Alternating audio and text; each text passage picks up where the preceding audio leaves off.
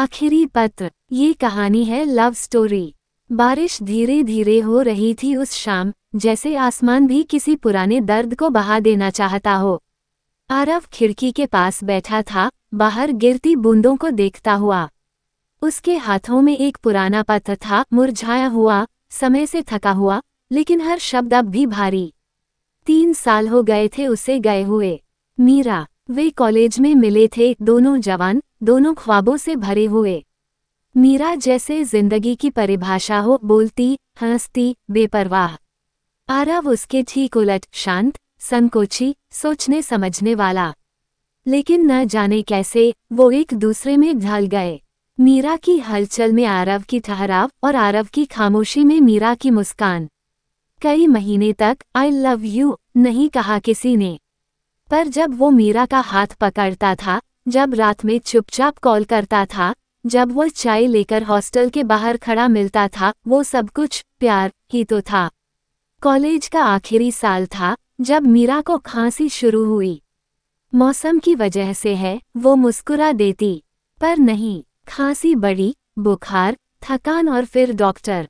आरव हर बार साथ गया, दवाइयाँ लाया, उसके पसंद का आम का जूस दिलाया, बस उसे नॉर्मल महसूस करवाने के लिए।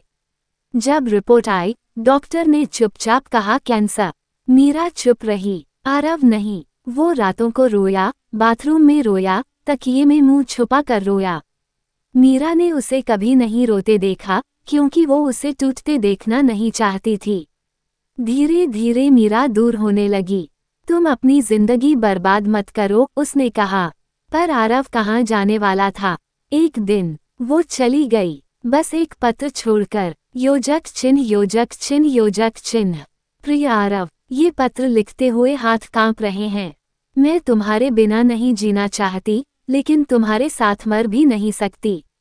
मैं एक जगह जा रही हूँ, जहाँ कोई मुझे नहीं जानता, जहाँ मैं चुपचाप खो जाऊं, जैसे मैं कभी थी ही नहीं। कृपया मुझे ढूंढने मत आना।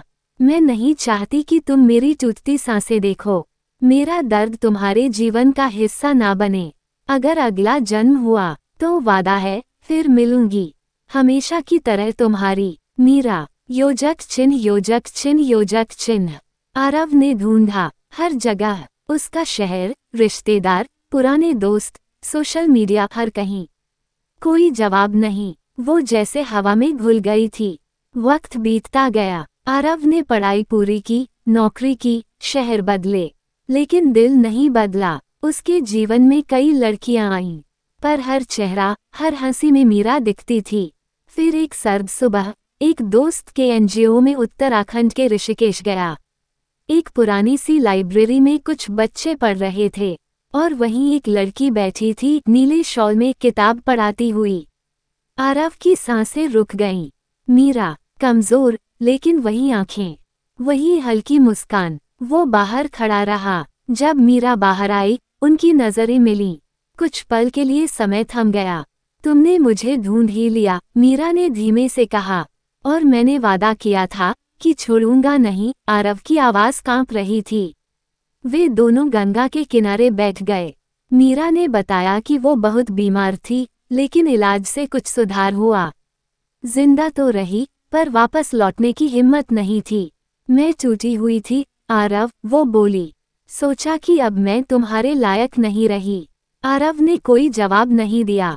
मीरा ने उसे एक और पत्र दिया, नया पत्र। योजक चिन्ह, योजक चिन्ह, योजक चिन्ह। आरव, मुझे नहीं पता कि मैं तुम्हारी माफ़ी के लायक हूँ या नहीं, लेकिन अगर अब भी तुम्हारे दिल के किसी कोने में मेरा वजूद जिंदा है, एक याद बनकर ही सही, तो मैं संतुष्ट हूँ। अगर कभी फिर से शुरुआत करनी चाहो, दोस्त की तरह, अजनबी की तरह, मैं तैयार हूँ। पूरी नहीं हूँ, ठीक नहीं हूँ, पर अब भी तुम्हारी हूँ। मीरा। योजक चिन्ह, योजक चिन्ह, योजक चिन्ह। आरव ने वो पत्र अगले दिन गंगा किनारे छोड़ दिया। वो जानता था वो मीरा को अब फिर से नहीं जी सकता। प्यार था, अब भी था, पर कभी कभी प्यार काफी नहीं होता। कभी कभी किसी को छोड़ देना ही सच्चा साथ